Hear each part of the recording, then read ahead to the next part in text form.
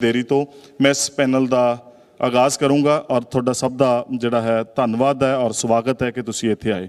सब तो पहला सतनाम सिंह संधू जी चांसलर ने चंडीगढ़ यूनिवर्सिटी एजुकेशन तो ये इस खेत्र वाल आना और ये सुपना लेना तो उस तो बाद इस मुकाम तक पहुँचना ये सब कुछ किवें संभव होया? नवजोत मेरी कहानी बिल्कुल वक्री है। मैं बड़े मध्यवर्गी परिवार चों आया, किसान परिवार चों। मेरे परिवार च इनफैक्ट कोई पढ़िया लिखा नहीं सी हैगा बहुता। मेरे पिंड दे विच स्कूल भी नहीं सीगा और मैं तो इंसीडेंटली सबब दे नाल आया हैगा। मेरा कोई प्लान नहीं सीगा। बहुत बारी लोग कहते हैं कि मेरा विजन सी, मैं बहुत सोचा नहीं। हालातां ने मौके प्रदान किए और उन्होंने मौकों का मैं जिहड़ा फायदा उठाउंदा रहा तो मैं पहुँच गया इस जगह पर। हुण लोग तुहानूं वेखदे आ और सुपना लैंदे आ कि असीं भी इस मुकाम तक पहुँचीए और उन्हां नूं की गुरमंत्र देना चाहोगे? किहड़ी नीयत दे नाल ते किहड़ी दशा दिशा दे नाल काम करन दी जरूरत है तां जो कि वो भी इत्थों तक पहुँच सकण, पढ़ सकण? बहुत अच्छा सवाल तुसीं कीता नवजोत। बेसिकली लीडरशिप की तुसीं आप ही परिभाषा बयान की है कि अगवाई करने वाला जिहड़ा आगू है किसी भी खेत्र दे विच वो लीडर है। लेकिन अनफॉर्चुनेटली लीडरशिप जिहड़ी आ वो साडे समाज का ऐसा ताना बाना बन गया कि वो समय दे नाल जिहड़ी लीडरशिप डिवेलप होनी चाहिए हर खेत्र में। मैं कली पोलीटिकल नहीं गल करदा, चाहे बिजनेस है चाहे कोई होर भी है। परिवारवाद ने उस लीडरशिप नूं दबा लिया। नव्यां वास्ते मौके घटते गए, बंद होंदे गए। नਵੇਂ परिवारों के विचों थल्ले उठण वाले लोगों वास्ते मुश्किलां पैदा होंदे गईयां। शायद इस साल जिहड़ी 75वीं आज़ादी की सालगिरह ते प्रधानमंत्री ने भी बहुत वड्डा मुद्दे वजों इसनूं उभारिया कि परिवारवाद जिहड़ा हैगा इहने देश का बहुत नुकसान किया है। तो सानूं भी जिहड़ा संघर्ष करना पिया इस करके करना पिया कि जिहड़ियां एस्टैबलिश फैमिलियां होंदियां ने दूसरियां वास्ते राह औखे कर दिंदियां। तो मैं अपने संघर्ष दे विचों सिੱਖਿਆ इत्थे पहुंचा। शुरू दे विच हर इंसान का जिहड़ा मकसद है वो अपनी रोटी रोजी कमाउणा, अपने आप नूं स्थापित करना, इन्ना को टीचा हुंदा। लेकिन जदों तुसीं घरों निकलदे हो, सिੱਖਦੇ हो, हालातां नाल भिड़दे हो, हौसला जज्बा शिद्दत जिहड़ी हैगी आ तुसीं वो बरकरार रखते हो, कठिनाइयां आउंदियां। सब तो वड्डा काम तां कि फेलीयर हुंदे आ। समाज तुहाडा साथ नहीं दिंदा, तुहाडी परसैप्शन नहीं हुंदी। जिवें मेरे केस दे विच मेरे परिवार चों तो कदी किसी ने बिजनेस नहीं कीता सी, बैंक दे विच खाता भी हुंदा नहीं सीगा, कोई बैलेंस शीट नहीं सी। तुसीं किते करजा लैण भी जाना तो पुछदे आ कि तुहाडा ट्रैक रिकॉर्ड की है। एक सधारण जट दे पुੱਤ ਦਾ ट्रैक रिकॉर्ड की होएगा? वो तो कैश लैके आड़तिਆਂ ਕੋਲੋਂ अपना काम चला लेंदे आ। तो मेरे नाल इस तरह का बहुत कुछ होया। सहयोग घरदियां ਦੀਆਂ उम्मीदां हमेशा रहिंदियां, लेकिन समाज ਦੇ ਵਿੱਚ ਜਿਹੜੇ ਸਾਡੇ आले दुआले ਦੇ लोग है वो कई बारी ਤੁਹਾਨੂੰ बहुत ਕਰਦੇ कि नौकरी कर ला, छोटा मोटा काम कर ला, खराब कर लोगे। ਵੱਡੇ ਸੁਪਨੇ ਲੈਣ ਵਾਲ ਤੋਂ ਡਰਾਉਂਦੇ ਆ कि ਵੱਡੇ ਸੁਪਨੇ ਲਓਗੇ तो डरोगे। तो ਆਪਾਂ ਹਾਲਾਤਾਂ ਦੇ ਉਲਟ ਭਿੜਦੇ ਗਏ, ਚੱਲਦੇ ਗਏ और जिद नहीं छड्डी। जितण की जिद जिहड़ी आ वो तुहानूं मुकाम ते पहुँचाउंदी आ। मैं बहुत बारी फेल होया अपनी जिंदगी दे विच, बड़ियां मुश्किलां देखियां। पैसे भी नहीं सी हैगे, हालात भी नहीं सी, सपोर्ट भी नहीं सी इस पासों। पर समय समय ते जदों सिੱਖਦਾ बंदा फिर वो अपने आप नूं ठीक करता जाता है। तो एक स्टेज ऐसी आउंदी है कि जिथे जाके तुहाडा रोटी रोजी का मुकाम मुकम्मल हो जाता, तुहानूं लगदा कि हुण ठीक हो गया। फिर बंदा किसी वड्डे परपज़ वास्ते, किसी वड्डे कॉज वास्ते अपने अपने नज़रिए मुताबिक कोई देश वास्ते, कोई समाज के भले वास्ते, कोई होर परपज़ लैके वो अगे वधदा हैगा। तो मैं समझदा कि लीडरशिप दे विच दो तीन जिहड़े मेन जिहड़ियां खास जरूरी गल्लां होणियां चाहीदियां ने कि पहली गल तो लीडर जिहड़ा विजनरी होवे, वो दूरअंदेश होवे, क्योंकि जिहड़े लोग उस दे नाल जुड़े हुए ने उन्हां दा सारा भविख उस दे उपर निर्भर हैगा। अगर वो दूरअंदेश नहीं होएगा, एक बारी कामयाब हो गया, बहुत सारी कहानियां ऐसियां भी नहीं कि कामयाबी तो बाद फिर लोग फेल हो गए और फिर उन्होंने कई ने तो खुदकुशियां भी कर लियां। तो वो जरूरी है कि वो लॉन्ग टर्म उसके कोई प्लान हो। दूसरी गल है कि वो हर हालात दे विचों एक सस्टेनेबल मॉडल बना के अपने लोगों को अपने नाल जोड़ी रखे और अपने जो भी उसका खेतर है उस अगे वधदा जाए। दूसरा है कि समाज के वास्ते जरूर सोचे। अगर मैनू कुछ मिलया है ये समाज ने दिता, मेरे को तो कुछ नहीं सीगा। मेरा हुण फर्ज बनता कि मैं अपने समाज वास्ते जो मेरी समर्था मैं करा, मैं कोशिश करदा और बाकी लोग भी करते हैं। तो मैं समझदा कि साडी लीडरशिप डिवेलप करने वास्ते सानू यतन करने चाहिए ने। मैं जिवें फैसला किया कि मेरिया संस्थावां दे विच मेरे परिवार का कोई ਹਜੇ ਤੱਕ ਕੋਈ ਮੈਂਬਰ ਨਹੀਂ ਮੈਂ ਆਉਣ ਦਿੱਤਾ ਹੈਗਾ। ਮੇਰੀ ਕੋਸ਼ਿਸ਼ ਵੀ ਹੈ ਕਿ ਉਹ ਨਾ ਆਉਣ, ਉਹ ਆਪਣੀ ਕਾਬਲੀਅਤ ਨਾਲ ਆਪਣੇ ਢੰਗ ਤਰੀਕੇ ਨਾਲ ਕੰਮ ਕਰਨ ਤਾਂ ਕਿ ਪ੍ਰੋਫੈਸ਼ਨਲ ਲੋਕ ਆਉਣ, ਨਵੇਂ ਲੋਕ ਆਉਣ, ਉਹ ਕੰਮ ਕਰਨ। ਅਤੇ ਮੈਂ ਚਾਹੂੰਗਾ ਕਿ ਸਾਡੇ ਸਮਾਜ ਦੇ ਵਿੱਚ ਉਤਸ਼ਾਹਿਤ ਕਰਨਾ ਚਾਹੀਦਾ ਹੈਗਾ। ਮੈਂ ਜੀ ਪੰਜਾਬ, ਹਰਿਆਣਾ, ਹਿਮਾਚਲ ਦਾ ਵੀ ਧੰਨਵਾਦ ਕਰਦਾ ਕਿ ਤੁਸੀਂ ਇਸ ਵਿਸ਼ੇ 'ਤੇ ਚਰਚਾ ਤਾਂ ਕੀਤੀ ਹੈ। ਜਿਹੜੇ ਸਾਡੇ ਪੰਜਾਬ ਦੇ ਨੌਜਵਾਨ ਹੈਗੇ ਨੇ, ਖਾਸ ਕਰਕੇ ਜਿਹੜੇ ਪਿੰਡਾਂ 'ਚ ਬੈਠੇ ਆ, ਉਹ ਬਹੁਤ ਵੱਡੇ ਸੁਪਨੇ ਦੇਖ ਰਹੇ ਆ, ਲੇਕਿਨ ਉਹਨਾਂ ਵਾਸਤੇ, ਉਹਨਾਂ ਨੂੰ ਉਤਸ਼ਾਹਿਤ ਕਰਨ ਵਾਸਤੇ ਕੋਈ ਸਾਡੇ ਕੋਲ ਵਿਵਸਥਾ ਨਹੀਂ ਹੈ। ਅਸੀਂ ਬਹੁਤ ਵਾਰੀ ਕੋਸ਼ਿਸ਼ ਕੀਤੀ ਆ, ਕਿਉਂਕਿ ਅਸੀਂ ਯੂਨੀਵਰਸਿਟੀ ਹੈ, ਕਿ ਅਸੀਂ ਕੋਈ ਇਸ ਤਰ੍ਹਾਂ ਦੇ ਇਨਕੂਬੇਸ਼ਨ ਸੈਂਟਰ ਕਰੀਏ, ਕੋਈ ਸੈਮੀਨਾਰ ਕਰੀਏ, ਬੱਚਿਆਂ ਨੂੰ ਉਤਸ਼ਾਹਿਤ ਕਰੀਏ, ਮੌਕੇ ਦੇਈਏ। ਜਿਵੇਂ ਚੀਮਾ ਸਾਹਿਬ ਨੇ ਹੁਣੇ ਕਿਹਾ ਕਿ ਅਸੀਂ ਕੁਝ ਫੰਡ ਕਰਨਾ ਚਾਹੁੰਦੇ ਹਾਂ ਬੱਚਿਆਂ ਨੂੰ, ਚੰਗੀ ਗੱਲ ਹੈ ਕਿ ਅਸੀਂ ਉਤਸ਼ਾਹਿਤ ਕਰਾਂਗੇ ਅਤੇ ਉੱਥੋਂ ਹੀ ਸਾਡਾ ਜਿਹੜਾ ਨਵਾਂ ਸਮਾਜ ਹੈ ਉਹਨੇ ਜਨਮ ਲੈਣਾ। ਜੀ, ਸਾਡੇ ਨਾਲ ਜਗਜੀਤ ਸਿੰਘ ਨੇ PCL ਹਾਊਸਿੰਗ ਤੋਂ, ਔਰ ਮੈਂ ਤੁਹਾਨੂੰ ਤੁਹਾਡਾ ਤਜਰਬੇ ਬਾਰੇ ਪੁੱਛਣਾ ਚਾਹੂੰਗਾ ਕਿ ਕਿਵੇਂ ਜਿਹੜਾ ਹੈ ਤੁਹਾਡਾ ਹੁਣ ਤੱਕ ਦਾ ਇਸ ਖੇਤਰ ਦੇ ਵਿੱਚ ਤਜਰਬਾ ਰਿਹਾ, ਕਿਉਂਕਿ ਇਹਦੇ ਨਾਲ ਇੱਕ ਸਵਾਲ ਇਹ ਹੈ ਕਿ ਲੋਕ ਬਹੁਤ ਵਿਸ਼ਵਾਸ ਗਵਾਚਿਆ ਪਿਛਲੇ ਸਮੇਂ ਦੇ ਵਿੱਚ ਰੀਅਲ ਐਸਟੇਟ ਦੇ ਵਿੱਚ। ਲੋਕਾਂ ਨੇ ਬੇਵਿਸ਼ਵਾਸੀ ਜਿਹੜੀ ਹੈ ਜ਼ਾਹਰ ਕੀਤੀ। ਤਾਂ ਫਿਰ ਤੋਂ ਹੁਣ ਜਿਵੇਂ ਜਿਵੇਂ ਇੱਕ ਗੱਲ ਇਹ ਹੈ ਕਿ ਸਮਾਂ ਲੋਕਾਂ ਕੋਲ ਜਿਹੜਾ ਹੈ ਘੱਟ ਹੈ, ਉਹ ਆਪ ਸਿੱਧੇ ਇਨਵੋਲਵ ਨਹੀਂ ਹੋ ਸਕਦੇ। ਉਸ ਤੋਂ ਬਾਅਦ ਤੁਸੀਂ ਅਜਿਹਾ ਕਿਹੜਾ ਕੰਮ ਕਰ ਰਹੇ ਹੋ ਕਿ ਜਿਹੜਾ ਲੋਕਾਂ ਦੀ ਬੇਵਿਸ਼ਵਾਸੀ ਸੀ, ਗਵਾਚਿਆ ਭਰੋਸਾ ਸੀਗਾ, ਉਸ ਨੂੰ ਮੁੜ ਜਿਹੜਾ ਹੈ ਬਣਾ ਸਕੋ? Thank you Navjot.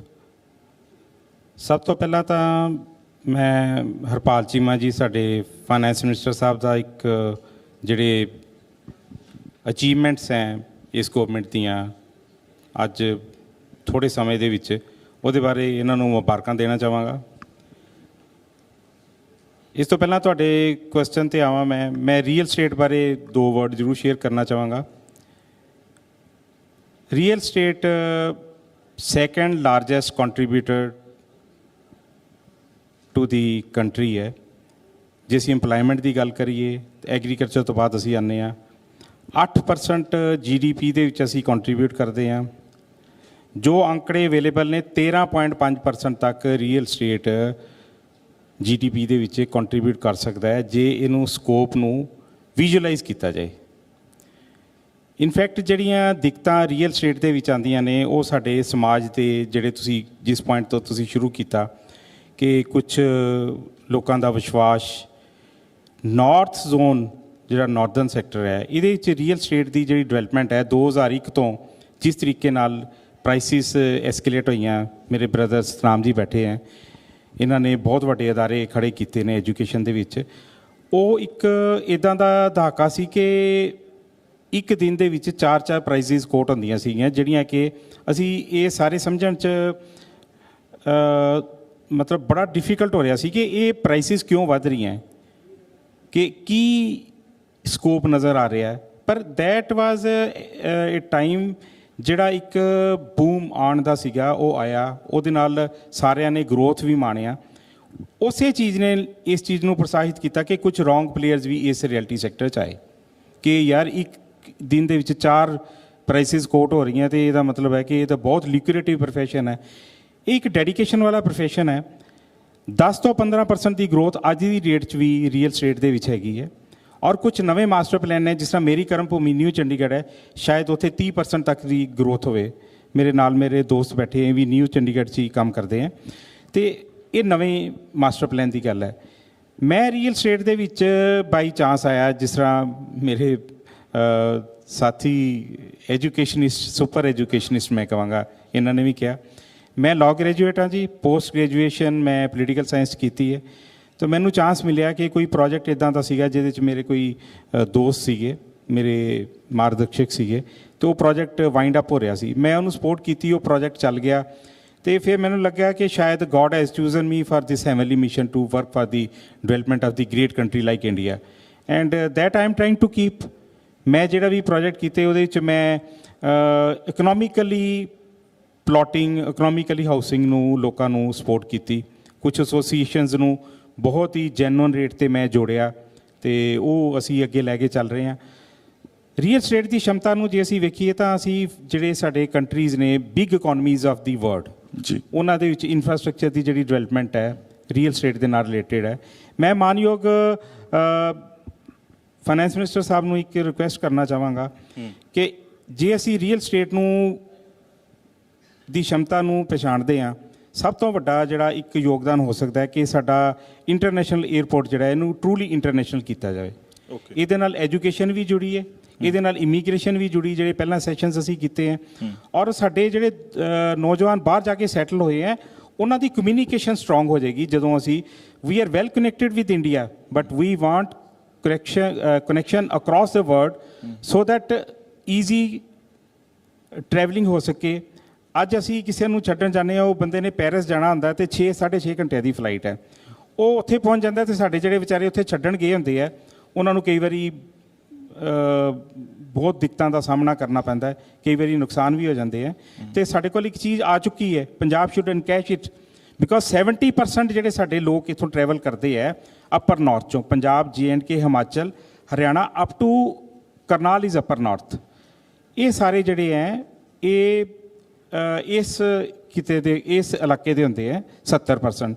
ਤੇ ਅਸੀਂ ਆਪਣੇ ਜੇ ਇਸ ਇੰਟਰਨੈਸ਼ਨਲ ਜਿਹੜੀਆਂ ਫਲਾਈਟਸ ਨੂੰ ਪ੍ਰਮੋਟ ਕਰੀਏ, ਜਿਹੜੇ ਕਿ ਮੈਨੂੰ ਇਸ ਗੱਲ ਦਾ ਯਕੀਨ ਹੈ ਕਿ ਜਿੰਨੀ ਡੈਡੀਕੇਸ਼ਨ ਦੇ ਨਾਲ ਸਾਡੀ ਇਹ ਪ੍ਰੈਜ਼ੈਂਟ ਗਵਰਨਮੈਂਟ ਚੱਲ ਰਹੀ ਹੈ ਤਾਂ ਇਹ ਅਚੀਵ ਹੋ ਸਕਦਾ and it will ਰੈਵੋਲੂਸ਼ਨਰਾਈਜ਼ the economy of north and Punjab will be the major beneficiary. ਠੀਕ। ਸਹਿਗਲ ਸਾਹਿਬ, ਅਸੀਂ ਪਿੰਡਾਂ ਵਾਲੇ ਹਾਂ, ਮਾਈਕ ਹੈਗਾ ਤੁਹਾਡੇ ਕੋਲ? ਇੱਧਰ ਹੈਗਾ, ਉਹ ਹੈਗਾ ਮਾਈਕ। ਸਾਨੂੰ ਮਰਲਿਆਂ ਦਾ ਪਤਾ, ਕਨਾਲਾਂ ਦਾ ਪਤਾ, ਏਕੜਾਂ ਦਾ ਪਤਾ, ਵੱਧ ਤੋਂ ਵੱਧ ਗਜਾਂ ਦਾ ਪਤਾ, ਨਾ ਤਾਂ ਸਕੁਅਰ ਫਿੱਟਾਂ ਦਾ ਪਤਾ ਬਹੁਤੇ ਲੋਕਾਂ ਨੂੰ। ਪੰਜਾਬ ਅੱਜ ਵੀ 68% ਪਿੰਡਾਂ 'ਚ ਵਸਦਾ ਜਿਹੜੇ ਅੰਕੜੇ ਆ, ਤੇ ਨਾ ਉੱਥੇ ਉਹਨਾਂ ਨੂੰ ਇਹ ਪਤਾ ਹੁੰਦਾ ਹੈ ਕਿ ਜਦੋਂ ਕੋਈ ਪਿੰਡੋਂ ਬੰਦਾ ਆਉਂਦਾ ਹੈ, ਕੋਈ ਆਪਦੇ 2 ਸਿਆੜ ਵੇਚ ਕੇ ਆਉਂਦਾ ਤੇ ਇੱਥੇ ਫਲਾਈਟਾਂ ਨੂੰ ਦੇਖ ਕੇ, ਵੱਡੀਆਂ ਬਿਲਡਿੰਗਾਂ ਨੂੰ ਦੇਖ ਕੇ ਮੋਹਿਤ ਹੋ ਜਾਂਦਾ ਹੈ। ਉਹਦੇ ਵਿੱਚ ਨਾ ਸਭ ਤੋਂ ਵੱਡੀ ਜਿਹੜੀ ਸਮੱਸਿਆ ਜਿਹੜੀ ਕਿ ਮੈਂ ਐਨਾਲਾਈਜ਼ ਕੀਤੀ, ਅਬਜ਼ਰਵ ਕੀਤੀ ਹੈ, ਸਾਡੀ ਸੱਭਿਆਚਾਰਕ ਸਾਂਝ ਨੂੰ ਖਤਰਾ ਪੈਦਾ ਹੁੰਦਾ ਜਾ ਰਿਹਾ ਹੈ। ਤੁਸੀਂ ਅਜਿਹਾ ਕਿਸ ਤਰੀਕੇ ਨਾਲ ਇਕੋ ਫਰੈਂਡਲੀ ਮਤਲਬ ਬਿਲਡਿੰਗਸ ਜਿਹੜੀਆਂ ਨੇ ਉਹ ਡਿਵੈਲਪ ਕਰਦੇ ਹੋ ਜਾਂ ਮਤਲਬ ਇੱਦਾਂ ਦੇ ਉਹ ਬਣਾਉਂਦੇ ਹੋ, ਆਪਣੇ ਖੇਤਰ ਦੇ ਵਿੱਚ ਕੰਮ ਕਰਦੇ ਹੋ ਤਾਂ ਜੋ ਕਿ ਜਿਹੜੀ ਸਾਡੀ ਸੱਭਿਆਚਾਰਕ ਸਾਂਝ ਹੈ? ਕਿਉਂਕਿ ਕਿਸੇ ਮੇਰੇ ਨੂੰ ਯਾਦ ਨਹੀਂ ਆ ਰਿਹਾ, ਬਹੁਤ ਵੱਡੇ ਵਿਦਵਾਨ ਨੇ ਕਿਹਾ ਜਦੋਂ ਜਿਸ ਸਮਾਜ ਕੋਲ ਉਹਦਾ ਸੱਭਿਆਚਾਰ ਖੁੱਸ ਜੇ, ਉਹਦੀ ਸੱਭਿਆਚਾਰਕ ਸਾਂਝ ਖੁੱਸ ਜੇ, ਉਹ ਸਮਾਜ ਅੱਗੇ ਕਦੇ ਤਰੱਕੀ ਨਹੀਂ ਕਰ ਸਕਦਾ। ਸੋ ਉਸ ਸਾਂਝ ਨੂੰ ਬਰਕਰਾਰ ਰੱਖਣ ਦੇ ਲਈ ਕਿਹੋ ਜਿਹੇ ਉਪਰਾਲੇ ਤੁਹਾਡੇ ਵੱਲੋਂ ਕੀਤੇ ਜਾਂਦੇ ਆ? ਸਭ ਤੋਂ ਪਹਿਲੇ ਤਾਂ ਮੈਂ ਧੰਨਵਾਦ ਕਰਨਾ ਤੁਹਾਨੂੰ ਇਹਦੇ ਵਾਸਤੇ। ਅਸੀਂ ਗ੍ਰੀਨ ਬਿਲਡਿੰਗ ਪ੍ਰਮੋਟ ਕਰਦੇ ਹਾਂ। ਸਾਡਾ ਇੱਥੇ ਮਾਲ ਬਣ ਰਿਹਾ, ਡਾਊਨਟਾਊਨ ਮਾਲ ਬਣ ਰਿਹਾ ਸਾਡਾ ਮੌਲੀ ਦੇ ਵਿੱਚ, ਸੱਤ ਵਿੱਚ। ਅਸੀਂ ਗ੍ਰੀਨ ਬਿਲਡਿੰਗ ਨੂੰ ਹੀ ਪ੍ਰਮੋਟ ਕਰ ਰਹੇ ਹਾਂ। ਨਿਊ ਚੰਡੀਗੜ੍ਹ ਸਾਡਾ ਪ੍ਰੋਜੈਕਟ ਹੈਗਾ, ਉੱਥੇ ਵੀ ਗ੍ਰੀਨਰੀ ਨੂੰ ਪ੍ਰਮੋਟ ਕਰ ਰਹੇ ਹਾਂ। ਮਤਲਬ ਕਿ ਜਿਹਦੇ ਨਾਲ ਕਿ ਇਸ ਤਰ੍ਹਾਂ ਹੈ ਕਿ ਮਤਲਬ ਕਿ ਜਿੱਥੇ ਗ੍ਰੀਨਰੀ ਹੋਏਗੀ ਉੱਥੇ ਸਾਰਾ ਕੁਝ ਵਧੀਆ ਤਰੀਕੇ ਨਾਲ ਚੱਲੇਗਾ ਔਰ ਸਾਨੂੰ ਘੱਟ ਇਲੈਕਟ੍ਰਿਸਿਟੀ ਦਾ ਹੀ ਹੈ। ਇੱਕ ਅਸੀਂ ਇਹ ਕਹਿਣਾ ਚਾਹਾਂਗੇ ਆਪਣੇ ਫਾਈਨੈਂਸ ਮਿਨਿਸਟਰੀ ਨੂੰ ਕਿ ਸਾਨੂੰ ਰੀਅਲ ਸਟੇਟ ਨੂੰ ਇਹਨਾਂ ਨੂੰ ਸਪੋਰਟ ਕਰਨਾ ਚਾਹੀਦਾ, ਰੀਅਲ ਸਟੇਟ ਨੂੰ, ਔਰ ਇਨਫਰਾਸਟ੍ਰਕਚਰ ਦਾ ਧਿਆਨ ਦੇਣਾ ਚਾਹੀਦਾ। ਸਭ ਤੋਂ ਵੱਡੀ ਜਿਹੜੀ ਗੱਲ ਹੈ ਉਹ ਬਹੁਤ ਜ਼ਰੂਰੀ ਹੈ। ਜੇ ਇਨਫਰਾ ਧਿਆਨ ਦੇਣਗੇ ਰੀਅਲ ਸਟੇਟ ਹੋਰ ਵਧੇਗਾ, ਲੋਕਾਂ ਨੂੰ ਜੋਬ ਮਿਲਣਗੀਆਂ, ਇਨਫਰਾਸਟ੍ਰਕਚਰ ਵਧੇਗਾ, ਜੋਬ ਮਿਲੇਗੀਆਂ ਰੀਅਲ ਸਟੇਟ ਨੂੰ। ਮੰਤਰੀ ਸਾਹਿਬ ਦੇ ਵੱਲੋਂ ਮੈਂ ਇੱਕ ਗੱਲ ਕਹਿਣਾ, ਤੁਸੀਂ ਠੀਕ ਹੈ, ਤੁਸੀਂ ਦੋ ਸ਼ਖਸ ਇਸ ਪੈਨਲ ਦੇ ਵਿੱਚ ਤੁਸੀਂ ਦੋਵਾਂ ਨੇ ਆਪਣੀ ਆਪਣੀ ਡਿਮਾਂਡ ਰੱਖਦੀ। ਮੰਤਰੀ ਸਾਹਿਬ ਵੱਲੋਂ ਮੈਂ ਇੱਕ ਗੱਲ ਕਹਿਣਾ, ਮੰਤਰੀ ਸਾਹਿਬ ਗੱਲ ਇਹ ਹੈ, ਹੁਣ ਗੱਲ ਧਿਆਨ ਨਾਲ ਸੁਣਿਓ ਕਿ ਮੇਰੀ ਗੱਲ ਥੋੜੀ ਕੌੜੀ ਹੁੰਦੀ ਹੈ, ਕਈ ਵਾਰੀ ਗੋਡੇ ਗਿੱਟੇ ਲੱਗ ਹੀ ਜਾਂਦੀ ਆ। ਜੋ ਸਰਕਾਰਾਂ ਕਹਿੰਦੀਆਂ ਨੇ ਉਹ ਵੀ ਸਾਨੂੰ ਮੰਨਣੀ ਚਾਹੀਦੀ, ਅਸੀਂ ਨਹੀਂ ਮੰਨਦੇ। ਜਦੋਂ ਸਾਡੇ ਕੋਲੇ ਪਾਲਿਸੀ ਆਉਂਦੀ ਉਹਦੇ ਵਿੱਚ ਜ਼ਰੂਰੀ ਹੁੰਦਾ ਹੈ ਕਿ ਇੰਨੇ ਫਿੱਟ ਦੀਆਂ ਰੋਡ, ਇੰਨੀ ਆਹ ਚੀਜ਼ਾਂ ਤੁਸੀਂ ਰੱਖਣੀਆਂ ਨੇ। ਈਵਨ ਕਿ ਹੁੰਦਾ ਕੀ ਹੈ, ਅਸੀਂ ਮੋਹਾਲੀ ਦੇ ਵਿੱਚ ਹੀ ਦੇਖਿਆ, ਹਲੇ ਬਾਹਰ ਦੂਜੇ ਸ਼ਹਿਰਾਂ ਚਲੇ ਜਾਈਏ, ਈਵਨ ਕਿ ਜਿਹੜਾ ਗ੍ਰੀਨ ਬੈਲਟ ਜ਼ੋਨ ਹੁੰਦਾ ਉਹ ਵੀ ਬਾਅਦ ਦੇ ਵਿੱਚ ਵੇਚ ਦਿੱਤਾ ਜਾਂਦਾ। ਅਸੀਂ ਇੱਕ ਮਿੰਟ, ਦੂਜੀ ਗੱਲ, ਸੀਵਰੇਜ ਗਵਰਨਮੈਂਟ ਸਭ ਤੋਂ ਪਹਿਲਾਂ ਕਹਿੰਦੀ ਹੈ ਸੀਵਰੇਜ ਦੇ ਨਾਂ ਦੇ ਉੱਤੇ ਕੀ ਹੁੰਦਾ, ਬੋਰਿੰਗ ਕਰਕੇ ਸਿੱਧਾ ਪਾਣੀ ਥੱਲੇ ਸਿੱਟ ਦਿੱਤਾ ਜਾਂਦਾ ਔਰ ਸਾਡੀਆਂ ਆਉਂਦੀ ਜਨਰੇਸ਼ਨਸ ਦੇ ਲਈ ਅਸੀਂ ਜ਼ਹਿਰ ਉੱਥੇ ਘੋਲ ਕੇ ਦੇ ਕੇ ਜਾ ਰਹੇ ਹਾਂ, ਜਦੋਂ ਕਿ ਸਾਡਾ ਫਰਜ਼ ਹੈ ਕਿ ਅਸੀਂ ਕਰੀਏ। ਇਹ ਮੈਂ ਮੰਤਰੀ ਸਾਹਿਬ ਵੱਲੋਂ ਗੱਲ ਰੱਖ ਦਿੰਦਾ ਕਿਉਂਕਿ ਕਈ ਗੱਲਾਂ ਸਰਕਾਰਾਂ ਦੀਆਂ ਲੋਕ ਵੀ ਨਹੀਂ ਮੰਨਦੇ। It's a very good discussion ਹੈ। I represent Punjab as a president of confederation of real estate developers association of India. ਅਸੀਂ ਆਥੋਰਾਈਜ਼ਡ ਅਦਾਰੇ 'ਚ ਕੰਮ ਕਰਦੇ ਹਾਂ। ਰੋਡਸ ਜੋ ਟਾਊਨ ਐਂਡ ਕੰਟਰੀ ਪਲੈਨਿੰਗ ਨਾਪ ਦਿੰਦਾ ਉਹਦੇ ਤੋਂ 1 ਇੰਚ ਵੀ ਘੱਟ ਨਹੀਂ ਹੁੰਦੀ। 40 ਫੀਟ ਮਿਨੀਮਮ ਹੈ, 40, 60, 80, 100 and 200. These are the road grids in my area where I am working and all authorized colonies throughout the Punjab they are abiding. ਇੱਕ ਦਹਾਕਾ ਸੀ ਜਦੋਂ ਕੁਝ ਅਨਆਰਗੇਨਾਈਜ਼ਡ ਜਿਹੜੀਆਂ ਕਾਲਨੀ ਸੀਗੀਆਂ, ਅਨਆਥੋਰਾਈਜ਼ਡ ਨੂੰ ਮਾਨਤਾ ਦੇ ਦਿੱਤੀ ਜਾਂਦੀ ਸੀ ਕੁਝ ਡੈਕਲੇਰੇਸ਼ਨ ਤੋਂ ਬਾਅਦ। ਉਹ ਸ਼ਾਇਦ ਇਸ ਗਵਰਨਮੈਂਟ ਨੇ ਉਹਦੇ ਤੇ ਅੰਕੁਸ਼ ਲਾਤਾ। ਉਹ ਇੱਕ ਬਹੁਤ ਵੱਡੀ ਉਹਦੇ ਵਾਸਤੇ ਗੱਲ ਅਸੀਂ ਹੈ। ਬੜਾ ਧੰਨਵਾਦ ਕਰਦੇ ਹਾਂ ਕਿ ਜਿਹੜੇ ਅਨਆਥੋਰਾਈਜ਼ਡ ਕਲੋਨੀਆਂ ਤੇ ਉਹ ਕੀਤੀ ਹੈਗੀ ਹੈ, ਨਕੇਲ ਗੱਸੀ ਹੈ। ਅੱਜ ਦੀ ਡੇਟ ਦੇ ਵਿੱਚ ਅਸੀਂ ਇੰਨੇ ਪਾਰਟਿਕੂਲਰ ਹਾਂ, we are working for making of sustainable India. ਅੱਜ ਅਸੀਂ ਬਹੁਤ ਸੋਹਣੀ ਰੋਡ ਗੱਲ ਹੈ। ਜਿਹੜੀ ਹੈ ਰੋਡ ਕੰਸਟਰਕਸ਼ਨ, ਉਹ ਇੱਕ ਨਵੀਂ ਟੈਕਨੋਲੋਜੀ ਹੈ ਮੰਤਰੀ ਜੀ, ਤੁਹਾਡੀ ਨੌਲੇਜ ਆ ਚੁੱਕੀ ਹੋਏਗੀ। ਅਸੀਂ ਸਟੀਲ ਸਲੈਗ ਨੂੰ ਲੈ ਕੇ ਐਗਰੀਗੇਟ ਤੇ ਰੇਤਾ ਤੋਂ ਰਿਪਲੇਸ ਕਰਕੇ ਨਿਊ ਚੰਡੀਗੜ੍ਹ 'ਚ ਅਸੀਂ ਆਲਰੇਡੀ ਪਾਤੀ ਹੈ। ਔਰ ਸਾਨੂੰ ਈਵਨ ਸੈਂਟਰ ਨੇ ਰੋਕਿਆ ਕਿ ਅਸੀਂ ਇਹ ਪੇਟੈਂਟ ਕਰਾਵਾਂਗੇ, ਤਾਂ ਕਰਾਉਣਾ। ਅਸੀਂ ਉਹਨਾਂ ਕੋਲ ਪਰਮਿਸ਼ਨ ਲੈ ਲਈ ਵੀ ਤੁਸੀਂ ਪੇਟੈਂਟ ਕਰਾਉਂਦੇ ਰਹੋ, ਅਸੀਂ ਇੱਥੋਂ ਇੱਕ ਜਿਹੜੀ ਕੰਕਰੀਟ ਐਸੋਸੀਏਸ਼ਨ ਨੂੰ ਨਾਲ ਲੈ ਕੇ ਵੀ ਹੈਵ ਆਲਰੇਡੀ ਡਨ ਦੈਟ। ਸਾਨੂੰ ਕਾਸਟਲੀ ਪੈ ਰਹੀ ਹੈ ਪਰ ਇਟ ਇਜ਼ ਮੋਰ ਸਸਟੇਨੇਬਲ, ਕਿਉਂਕਿ ਅਸੀਂ ਨੇਚਰ ਨਾਲ ਖਿਲਵਾੜ ਨਹੀਂ ਕਰ ਰਹੇ, ਕੋਈ ਐਗਰੀਗੇਟ ਨਹੀਂ ਯੂਜ਼ ਕਰ ਰਹੇ, ਕੋਈ ਰੇਤਾ ਨਹੀਂ ਯੂਜ਼ ਕਰ ਰਹੇ। ਇਹ ਗੱਲ ਤਾਂ ਬਹੁਤ ਦੂਰ ਦੀ ਹੈ ਸਾਡੇ ਆਥੋਰਾਈਜ਼ ਸੈਕਟਰ ਦੀ ਕਿ ਅਸੀਂ ਗ੍ਰੀਨ ਪਾਰਕ ਨੇ, ਮੈਂ ਆਪਣੇ ਪ੍ਰੋਜੈਕਟ, ਮੇਰੇ ਪ੍ਰੋਜੈਕਟ ਦੇ 12 ਪਾਰਕਸ ਹੈ ਅਲੱਗ-ਅਲੱਗ ਨੇਚਰ ਦੇ ਨਾਂ ਦੇ ਉੱਪਰ। ਇਸੇ ਤਰੀਕੇ ਨਾਲ ਨਿਊ ਚੰਡੀਗੜ੍ਹ ਜਿਹੜੇ 8 ਪ੍ਰੋਜੈਕਟ ਚੱਲ ਰਹੇ ਹੈ, ਹਰ ਇੱਕ ਦੇ ਜੋ ਸਾਨੂੰ ਕੰਟਰੀ ਐਂਡ ਟਾਊਨ ਪਲੈਨਿੰਗ ਨੇ ਮਾਪਦੰਡ ਦਿੱਤੇ ਉਹਦੇ ਅਕੋਰਡਿੰਗਲੀ ਅਸੀਂ ਪਾਰਕਸ ਰੱਖੇ ਹੈ।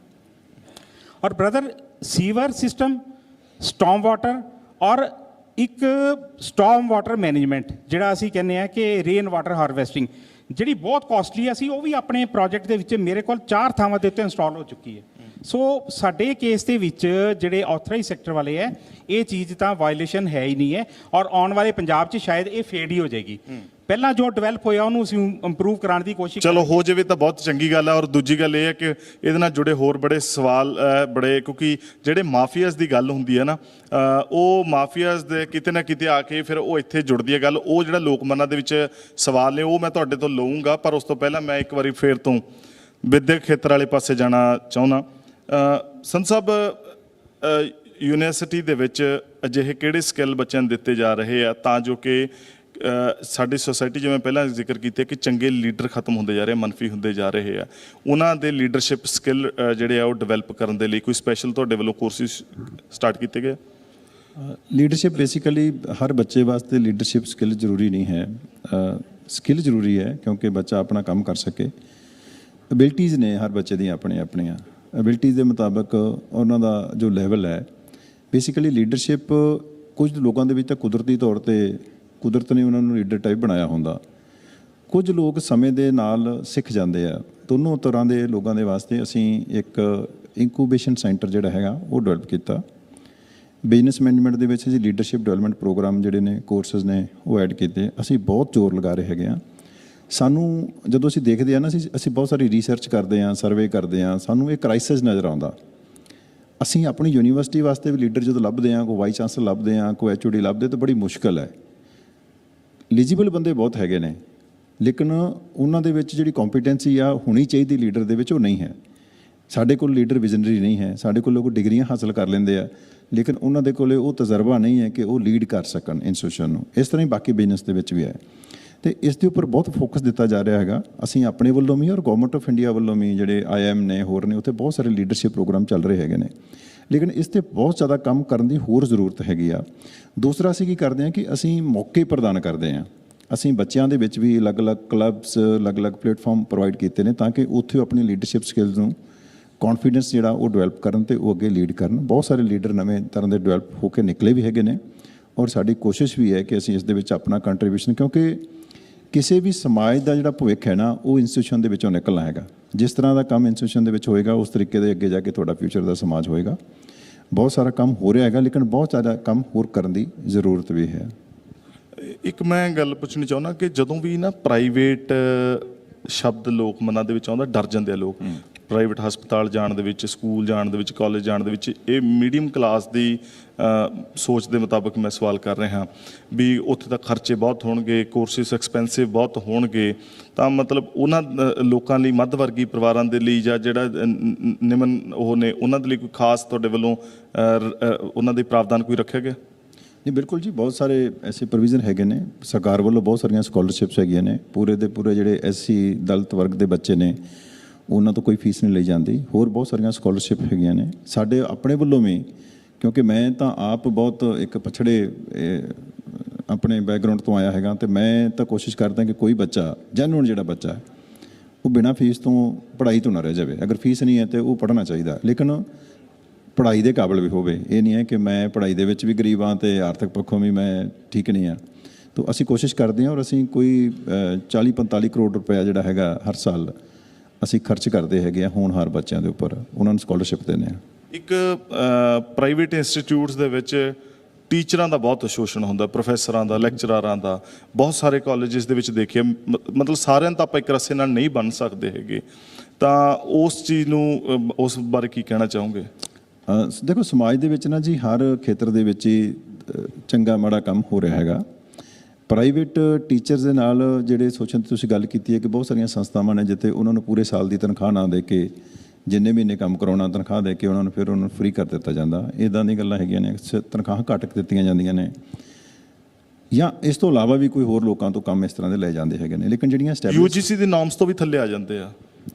ਹਾਂ, UGC ਨੋਰਮ ਤੋਂ ਘੱਟ ਤਨਖਾਹਾਂ 'ਤੇ ਵੀ ਲੋਕ ਕੰਮ ਕਰ ਰਹੇ ਹੈਗੇ ਨੇ, ਇਹ ਗੱਲ ਤੁਹਾਡੀ ਕਿਸੇ ਹੱਦ ਤੱਕ ਸਹੀ ਹੈਗੀ ਆ। ਲੇਕਿਨ ਬਹੁਤ ਸਾਰੇ ਜਿਹੜੇ ਆਰਥਿਕ ਹਾਲਾਤ ਨੇ, ਤੁਸੀਂ ਹੈਰਾਨ ਹੋਵੋਗੇ ਕਿ ਪੰਜਾਬ ਦੇ ਜਿਹੜੇ ਕਾਲਜਸ ਨੇ, ਮੈਂ ਉਹਨਾਂ ਦੀ ਅਗਰ ਗੱਲ ਕਰਾਂ ਤਾਂ ਪਿਛਲੇ 5 ਸਾਲਾਂ ਦੇ ਦੌਰਾਨ ਕੋਈ 1000 ਕਰੋੜ ਤੋਂ ਵੱਧ ਰਾਸ਼ੀ ਜਿਹੜੀ ਸੀਗੀ, ਜਿਹੜੀ ਪੋਸਟ ਮੈਟ੍ਰਿਕ ਸਕਾਲਰਸ਼ਿਪ ਦੀ ਸੀ, ਚੀਮਾ ਸਾਹਿਬ ਬੈਠੇ ਨੇ, ਧਿਆਨ ਵਿੱਚ ਹੋਏਗਾ, ਉਹ ਪਿਛਲੀਆਂ ਸਰਕਾਰਾਂ ਨੇ ਉਹ ਦਿੱਤੇ ਨਹੀਂ ਹੈ, ਉਹ ਪੈਂਡਿੰਗ ਪਏ ਪੈਸੇ।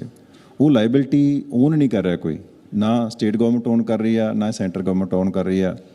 ਲੇਕਿਨ ਉਹਨਾਂ ਸੰਸਥਾਵਾਂ ਦਾ ਦਵਾਲਾ ਨਿਕਲ ਗਿਆ, ਬੈਂਕਾਂ ਤੋਂ ਡਿਫਾਲਟਰ ਹੋ ਗਏ, ਪੰਜਾਬ ਦੀਆਂ ਬਹੁਤ ਸਾਰੀਆਂ, ਉਲਟਾ ਉਹਨਾਂ 'ਤੇ ਇਨਕੁਆਰੀਆਂ ਖੁੱਲ੍ਹ ਗਈਆਂ। ਉਹ ਤੁਸੀਂ ਸਕਾਲਰਸ਼ਿਪ ਸਕੈਮ ਇੱਕ ਬਹੁਤ ਟਰੈਂਡਿੰਗ ਕੰਮ ਹੋ ਗਿਆ ਪੰਜਾਬ ਦੇ ਵਿੱਚ ਕਿ ਸਕਾਲਰਸ਼ਿਪ ਘੁਟਾਲਾ ਹੋ ਗਿਆ ਜੀ। ਲੇਕਿਨ ਉਸ ਘੁਟਾਲੇ ਦੀ ਆੜ ਦੇ ਵਿੱਚ ਤੁਸੀਂ ਪਿਛਲੇ 6-7 ਸਾਲ ਤੋਂ ਉਹਨਾਂ ਕਾਲਜਾਂ ਦੇ ਜਿੰਨੇ ਵੀ ਪੈਸੇ ਬਣਦੇ ਸੀ ਉਹ ਨਹੀਂ ਦਿੱਤੇ ਉਹਨਾਂ ਨੂੰ, ਉਹ ਡੁੱਬ ਗਏ। ਹੁਣ ਉਹਦਾ ਸਿੱਧਾ ਅਸਰ ਜਾ ਕੇ ਅੱਗੇ ਅਧਿਆਪਕਾਂ 'ਤੇ ਵੀ ਪਊਗਾ, ਸੰਸਥਾ ਦੇ ਜਿਹੜੇ ਮਿਆਰ 'ਤੇ ਵੀ ਪਊਗਾ, ਸੰਸਥਾਵਾਂ ਬੰਦ ਵੀ ਹੋ ਰਹੀਆਂ ਨੇ। ਤਾਂ ਇਹ ਬੇਸਿਕਲੀ ਸੈਲਫ ਫਾਈਨਾਂਸ ਸੰਸਥਾਵਾਂ ਵਾਸਤੇ ਬੜੀ ਚੁਣੌਤੀ ਹੈਗੀ ਆ। ਦੂਸਰੀ ਗੱਲ ਹੈ ਕਿ ਪਿਛਲੇ ਅਸੀਂ ਐਜੂਕੇਸ਼ਨ 'ਚ 21 ਸਾਲ ਤੋਂ ਹੈ, ਇਹ ਇੱਕ ਹਕੀਕਤ ਹੈ ਕਿ ਪਿਛਲੇ 10 ਸਾਲ ਤੋਂ ਜਿਹੜੀਆਂ ਫੀਸਾਂ ਨੇ ਜੀ, ਉਹ ਉੱਥੇ ਦੀਆਂ ਉੱਥੇ ਨੇ। ਪੰਜਾਬ ਟੈਕਨੀਕਲ ਯੂਨੀਵਰਸਿਟੀ ਦੀ ਫੀਸ ਸ਼ਾਇਦ 15 ਸਾਲ ਤੋਂ ਸੇਮ ਹੀ ਚੱਲੀ ਆ ਰਹੀ ਹੈਗੀ ਆ। ਹੁਣ 10-15 ਸਾਲ ਦੇ ਵਿੱਚ ਜਿਹੜੇ ਖਰਚੇ ਨੇ ਉਹ ਵੱਧ ਕੇ ਕਿਤੇ ਦੀ ਕਿਤੇ ਚਲੇ ਗਏ, ਤਨਖਾਹਾਂ ਵੀ ਵਧੀਆਂ ਨੇ, ਸਭ ਕੁਝ ਹੋਇਆ। ਤੁਹਾਡੀ ਯੂਨੀਵਰਸਿਟੀ ਦੀ ਗੱਲ ਕਰ ਰਹੇ ਹੋ ਕਿ ਸੇਮ? ਮੈਂ ਕਾਲਜਸ ਦੀ ਗੱਲ ਕਰ ਰਿਹਾ। ਯੂਨੀਵਰਸਿਟੀਆਂ ਆਟੋਨੋਮਸ ਨੇ, ਯੂਨੀਵਰਸਿਟੀਆਂ ਦੇ ਵਿੱਚ ਫੀਸ ਜਿਹੜੀ ਹੈਗੀ ਆ ਉਹ ਕਾਲਜਸ ਦੇ ਨਾਲੋਂ ਜ਼ਿਆਦਾ ਹੁੰਦੀ ਹੈਗੀ ਆ। ਲੇਕਿਨ ਫਿਰ ਵੀ ਸਾਨੂੰ ਬੱਚਿਆਂ ਦੀ ਸਮਰੱਥਾ ਤੋਂ ਵੱਧ ਅਸੀਂ ਪੈਸੇ ਲੈ ਨਹੀਂ ਸਕਦੇ ਆ। ਤਾਂ ਆਰਥਿਕ ਜਿਹੜਾ ਬੈਲੈਂਸ ਹੈ ਨਾ, ਉਹਦੇ ਵਾਸਤੇ ਹੁਣ ਇੱਥੇ ਮਹਿੰਗਾਈ ਬਹੁਤ ਹੈ। ਜਿਹੜੀ ਅੱਗੇ ਲੈਂਡ ਤੁਹਾਨੂੰ 15-20 ਲੱਖ ਦੇ ਵਿੱਚ ਏਕੜ ਮਿਲ ਜਾਂਦੀ ਸੀ ਕਾਲਜ ਖੋਲ੍ਹਣ ਵਾਸਤੇ, ਉਹ ਹੁਣ 3-4 ਕਰੋੜ ਰੁਪਏ ਦੇ ਵਿੱਚ ਵੀ ਚੰਗੇ ਥਾਂ ਦੇ ਵਿੱਚ ਨਹੀਂ ਮਿਲਦੀ। ਇਨਫਰਾਸਟ੍ਰਕਚਰ ਬਹੁਤ ਕੋਸਟਲੀ ਹੋ ਗਿਆ, ਟੈਕਨੋਲੋਜੀ ਬਹੁਤ ਕੋਸਟਲੀ ਹੋ ਗਈ, ਸਾਰੇ ਖਰਚੇ ਬਹੁਤ ਵੱਧ ਗਏ ਆ। ਤੇ ਇਹ ਸਾਰਿਆਂ ਵਾਸਤੇ ਸੋਚਣ ਦੀ ਗੱਲ ਹੈਗੀ ਕਿ ਵਿੱਦਿਆ ਨੂੰ ਜਿਹੜਾ ਹੈਗਾ ਅਫੋਰਡੇਬਲ ਕਿਵੇਂ ਕੀਤਾ ਜਾ ਸਕੇ। ਅਸੀਂ ਆਪਣੇ ਲੈਵਲ ਤੇ ਕੋਸ਼ਿਸ਼ ਕਰ ਰਹੇ ਹਾਂ, ਸਰਕਾਰ ਵੀ ਕੋਸ਼ਿਸ਼ ਕਰ ਰਹੀ ਹੈਗੀ ਹੈ। ਲੇਕਿਨ ਇਹ ਵਾਕਈ ਠੀਕ ਹੈ ਤੁਹਾਡੀ ਗੱਲ ਕਿ ਇਸ ਦੇ ਵਿੱਚ ਸ਼ੋਸ਼ਣ ਵੀ ਹੈਗਾ। ਮਹਿੰਗਾਈ ਕਰਕੇ ਬਹੁਤ ਸਾਰੇ ਬੱਚੇ ਜਿਹੜੇ ਆ, ਉਹ ਕਾਬਲ ਬੱਚੇ ਆ, ਉਹ ਪੜ੍ਹਾਈ ਤੋਂ ਵੀ ਵਾਂਝੇ ਰਹਿ ਜਾਂਦੇ ਆ। ਇੱਕ ਵੱਡਾ ਮੁੱਦਾ ਹੈਗਾ। ਇੱਕ ਮੈਂ ਤਾਂ ਇਹ ਵੀ ਦੇਖੀ ਹੈ ਗੱਲ ਮੈਂ ਕਿ ਬਹੁਤ ਸਾਰੇ ਜਿਹੜੇ ਚੰਗੇ, ਜਿਹੜੇ ਸਾਡੇ ਮਤਲਬ ਚੰਗੇ ਦਿਮਾਗ ਨੇ, ਉਹ ਇਸ ਸ਼ੋਸ਼ਣ ਤੋਂ ਘਰੇ ਬੈਠਣਾ ਪਸੰਦ ਕਰਦੇ, ਜਿਹੜੇ ਕਿ ਸਾਡੇ ਸਮਾਜ ਦੇ ਲਈ ਬਹੁਤ ਵੱਡੀ ਚਿੰਤਾ ਹੈ। ਜਿਹੜੇ ਲੋਕ ਮਿਹਨਤਾਂ ਕਰਦੇ ਆ, ਬਿਹਤਰ ਚੰਗੀਆਂ ਰਿਸਰਚ ਕਰਦੇ ਆ, ਉਸ ਤੋਂ ਬਾਅਦ ਜਦੋਂ ਦੇਖਦੇ ਆ ਕਿ ਸਾਨੂੰ ਜਿਹੜਾ ਮਾਣ ਭੱਤਾ ਮਿਲਣਾ ਉਹ ਸਨਮਾਨਯੋਗ ਨਹੀਂ ਹੈਗਾ, ਸੋ ਲੋਕ ਉਹ ਮੈਂ ਦੇਖਿਆ ਕਿ ਘਰੇ ਬੈਠਣਾ ਪਸੰਦ ਕਰਦੇ ਬਜਾਏ ਕਿ ਸ਼ੋਸ਼ਣ ਦੇ। ਉਹ ਸਾਡੀ ਸੁਸਾਇਟੀ ਲਈ ਇੱਕ ਵੱਡਾ ਲਾਸ ਹੈ ਮੇਰੇ ਖਿਆਲ ਦੇ ਨਾਲ। ਜੋ ਤਾਂ ਇਸ ਤਰ੍ਹਾਂ ਦੀਆਂ ਨਾ ਖਬਰਾਂ ਸਾਨੂੰ ਸੁਣਨ ਨੂੰ ਮਿਲਦੀਆਂ ਨੇ ਕਿ ਕੋਈ ਬੰਦਾ ਮਾਸਟਰ ਡਿਗਰੀ ਲੈ ਕੇ ਉਹ ਲੇਬਰ ਕਰ ਰਿਹਾ ਹੈ, ਕੋਈ PhD ਕਰਕੇ ਉਹ ਮਜ਼ਦੂਰੀ ਕਰ ਰਿਹਾ ਹੈਗਾ। ਇਹ ਘਟਨਾਵਾਂ ਸਾਡੇ ਵਾਸਤੇ ਬੜੀਆਂ ਸ਼ਰਮਸਾਰ ਹੈ ਅਗਰ ਇਸ ਤਰ੍ਹਾਂ ਦੀ ਗੱਲ ਹੁੰਦੀ ਹੈ। ਲੇਕਿਨ ਮੈਂ ਤੁਹਾਨੂੰ ਦੂਜੇ ਪਾਸੇ ਦੱਸਦਾ ਕਿ ਸਾਡੇ ਕੋਲੇ ਕਾਬਲ ਲੋਕ, ਮੈਨੂੰ ਜਿੰਨੇ PhD ਚਾਹੀਦੇ ਮੇਰੇ ਕੋਲ ਪੂਰੇ ਹੀ ਨਹੀਂ ਹੈ। ਮੈਨੂੰ ਕੋ ਆ ਕੇ ਮਿਲੇ ਕਿ ਮੇਰੇ ਕੋਲ PhD ਹੈ, ਲੇਕਿਨ ਉਹ PhD ਦੇ ਪਿੱਛੇ ਉਹਦੀ ਕਿਸ ਸਬਜੈਕਟ ਦੇ ਵਿੱਚ ਕੀ ਕਾਬਲੀਅਤ ਹੈ। ਬਹੁਤ ਸਾਰੇ ਕਾਰਨ ਨੇ ਇਸ ਦੇ ਪਿੱਛੇ, ਅਸੀਂ ਉਸ ਦੇ ਵਿੱਚ ਕੋਈ ਖੋਜ ਨਹੀਂ ਕਰਦੇ ਕਿ ਉਹਦੇ ਪਿੱਛੇ ਕਾਰਨ ਹੋਰ ਕੀ ਰਿਹਾ। ਲੇਕਿਨ ਮੈਂ ਸਮਝਦਾ ਕਿ ਅਗਰ ਇਸ ਤਰ੍ਹਾਂ ਦੀ ਗੱਲ ਹੈ ਤਾਂ ਉਹ ਸਾਡੇ ਸਮਾਜ ਦਾ ਬਹੁਤ ਵੱਡਾ ਲਾਸ ਹੈ। ਉਹ ਅਸੀਂ ਘਾਟਾ ਜਿਹੜਾ ਹੈਗਾ ਕਿ ਅਗਰ ਸਾਡਾ ਕੋਈ ਹੋਣਹਾਰ ਜਿਹੜਾ ਸਾਡਾ ਨੌਜਵਾਨ ਹੈ, ਕੋਈ ਪੜ੍ਹਿਆ ਲਿਖਿਆ ਬੰਦਾ ਘਰ ਬੈਠਾ ਹੈ, ਅਸੀਂ ਉਹਦਾ ਸਵਾਮਾਂ ਲੈ ਨਹੀਂ ਸਕਦੇ, ਤੇ ਇਹ ਸਾਡੇ ਵਾਸਤੇ ਇੱਕ ਸ਼ਰਮ ਵਾਲੀ ਗੱਲ ਹੈ। ਬਿਲਕੁਲ। ਮੈਂ ਅਖੀਰ ਦੇ ਵਿੱਚ ਜ਼ਰੂਰ ਪੁੱਛਣਾ ਚਾਹੂੰਗਾ, ਰੀਅਲ ਅਸਟੇਟ ਦੇ ਵਿੱਚ ਡਿਵੈਲਪਮੈਂਟ ਦੇ ਨਾਂ ਦੇ ਉੱਤੇ ਸਾਡੇ ਕੁਦਰਤੀ ਸਰੋਤ ਨੂੰ ਬਹੁਤ ਵੱਡਾ ਖੋਰਾ ਲੱਗਿਆ ਹੋਇਆ। ਜਦੋਂ ਅਸੀਂ ਰੇਤ ਮਾਫੀਆ ਦੀ ਗੱਲ ਕਰਦੇ ਹਾਂ, ਬਜਰੀ ਦੀ ਗੱਲ ਕਰਦੇ ਹਾਂ, ਸੋ ਉਹਨਾਂ ਕੁਦਰਤੀ ਸਰੋਤਾਂ ਦੀ ਵੀ ਬਹੁਤ ਵੱਡੇ ਪੱਧਰ ਦੇ ਉੱਤੇ ਲੁੱਟ ਹੁੰਦੀ ਆ। ਬ੍ਰਦਰ, ਮੈਂ ਪਹਿਲਾਂ ਵੀ ਇਸ ਪੁਆਇੰਟ ਦੇ ਉੱਤੇ ਜਦੋਂ ਸਟਾਰਟ ਕੀਤਾ ਸੀ, ਅਸੀਂ ਬਿਲੀਵ ਕਰਦੇ ਹਾਂ making of sustainable India. Sustainable India ਦੇ ਵਿੱਚ ਅਸੀਂ ਜਿਹੜੇ ਨੈਚੁਰਲ ਸਾਡੇ ਰਿਸੋਰਸਿਸ ਆ ਉਹਨਾਂ ਨੂੰ ਇੰਟੈਕਟ ਰੱਖਣਾ ਹੈ। ਜਿਹੜੇ ਸਾਡੇ ਵੇਸਟ ਨੇ, ਜਿਸ ਤਰ੍ਹਾਂ ਰੋਡ ਦੀ ਮੈਂ ਤੁਹਾਡੇ ਨਾਲ ਗੱਲ ਕੀਤੀ, ਸਟੀਲ ਜਿਹੜਾ ਸਲੈਗ ਹੈ ਉਹ ਅੱਜ ਦੀ ਡੇਟ ਦੇ ਵਿੱਚ ਇੱਕ ਤਰ੍ਹਾਂ ਨਿਊਸੈਂਸ ਬਣ ਚੁੱਕਾ ਸੀਗਾ, ਉਹਨੂੰ ਅਸੀਂ ਰੋਡ ਦੇ ਵਿੱਚ ਯੂਜ਼ ਕਰ ਰਹੇ ਹਾਂ। ਇਸੇ ਤਰੀਕੇ ਨਾਲ ਜਿਹੜਾ ਈਵਨ ਜਿਹੜਾ ਸਾਡਾ ਕਰਸ਼ਡ ਪਲਾਸਟਿਕ ਹੈ ਉਹ ਵੀ ਅਸੀਂ ਰੋਡ ਦੇ ਵਿੱਚ ਯੂਜ਼ ਕਰ ਰਹੇ ਹਾਂ। ਰੀਸਾਈਕਲਿੰਗ ਆਫ ਦੈਟ ਪਲਾਸਟਿਕ, ਜਿਹੜਾ ਅਸੀਂ ਵੇਸਟ ਸਾਡੇ ਤੇ ਡੰਪ ਕ੍ਰੀਏਟ ਹੁੰਦੇ ਆ। ਔਰ ਇਸ ਤੋਂ ਇਲਾਵਾ ਜਿਹੜੀ ਸਾਡੀ ਕਮਿਟਮੈਂਟ ਹੈ CSR, ਜਿਹੜੀ ਕਾਰਪੋਰੇਟ ਸੋਸ਼ਲ ਰਿਸਪੌਂਸਿਬਿਲਟੀ, ਉਹਦੇ ਵਿੱਚ ਅਸੀਂ ਗ੍ਰੀਨ ਮੂਵਮੈਂਟ ਨੂੰ ਪ੍ਰਮੋਟ ਕਰਦੇ ਹਾਂ।